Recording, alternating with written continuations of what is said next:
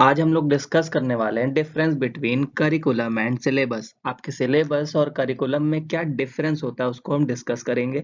Important question है, पूछा जाएगा। अगर आप इतना आंसर भी लिख के आते हो, आपको एक्यूरेट इन्फॉर्मेशन मैं इस वीडियो में प्रोवाइड करूंगा। चलिए स्टार्ट करते हैं। फर्स्ट पॉइंट मैंने दे रखा है यहाँ पे मीनिंग।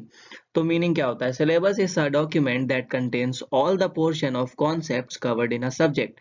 यानी सिलेबस हमारा क्या होता है? एक ऐसा डॉक्यूमेंट है जिसमें क्या होता है, जितने भी कॉन्सेप्ट्स आप एक सब्जेक्ट में पढ़ने वाले हो वो सारा आपका सिलेबस होता है। सपोज आप मैथ्स पढ़ रहे हो तो एलसीएम, एचसीएफ, रेशियो, परसेंटेज, ये सारा आपका मैथ्स का सिलेबस है।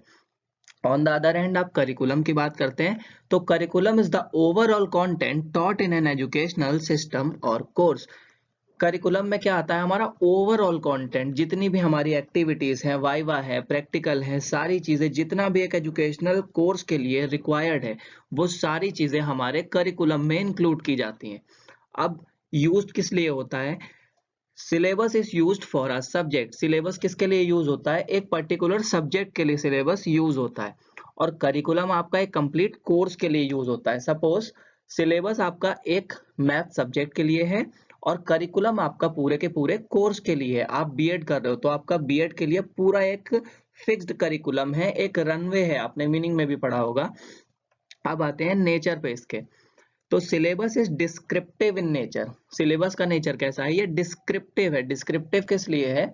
क्योंकि ये आपके पूरे ओवरऑल कॉन्सेप्ट्स को डिस्क्राइब करता है। ऑन द अदर हैंड आप अगर करिकुलम की बात करें तो curriculum is prescriptive in nature. Curriculum क्या है? प्रिस्क्रिप्टिव है। प्रिस्क्रिप्टिव इसलिए है क्योंकि ये हमें प्रिस्क्राइब करता है, हमें बताता है कि हमें क्या पढ़ना है, किस ऑर्डर, किस सीक्वेंस में हमें उसे पढ़ना है। ये पूरा ओवरऑल आपके सिलेबस में, सॉरी, आपके जितना पूरा एक एजुकेशनल कोर्स या प्रोग्राम में पढ़ाई जाने वाली चीजें हैं, एक्टिविटीज हैं, सारी चीजों को आप उसमें इंक्लूड करता है और हमें बताता है। अब आते हैं इस्टेब्लिश बाय। सिलेबस को इस्टेब्लिश कौन करता है? तो syllabus is mainly establish by the exam board. इसको एग्जाम बोर्ड ही इस्टेब्लिश करता है, यानी निर्धारित करता है। जैसे कि आपका यूपी बोर्ड हो गया, सीबीएसई बोर्ड हो गया, ये अपना सिलेबस खुद डिसाइड करते हैं। On the other hand curriculum की बात करें तो it is established by government और the administration of school, college और यूनिवर्सिटी।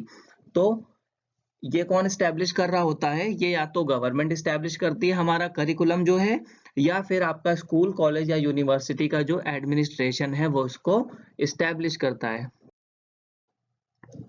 नेक्स्ट पॉइंट में हम बात करते हैं टाइम पीरियड की।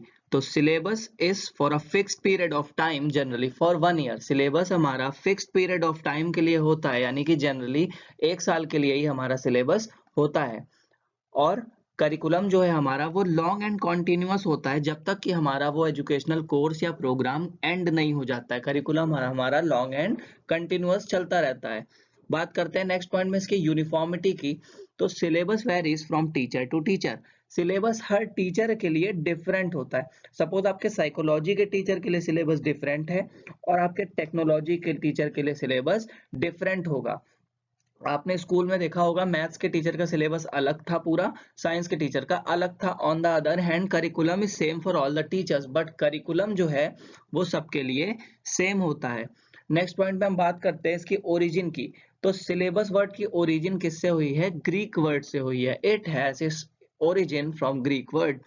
बात करें हम करिकुलम की तो it has been derived from Latin word. Curriculum word किससे आया है? वो लैटिन वर्ड से आया है।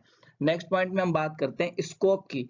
तो आपका सिलेबस का जो स्कोप है वो नैरो होता है, छोटा होता है, कम होता है। Its scope is narrow as compare to curriculum.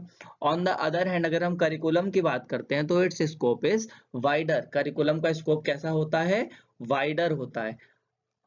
So these are 8 points जो आपको पूरा डिफरेंस एक्सप्लेन कर रहे हैं। बाकी आप चाहो तो इसमें आप अपने आप से 1-2 पॉइंट्स और ऐड भी कर सकते हो, अदरवाइज इतना सफिशिएंट है अगर आप लिखते हो तो।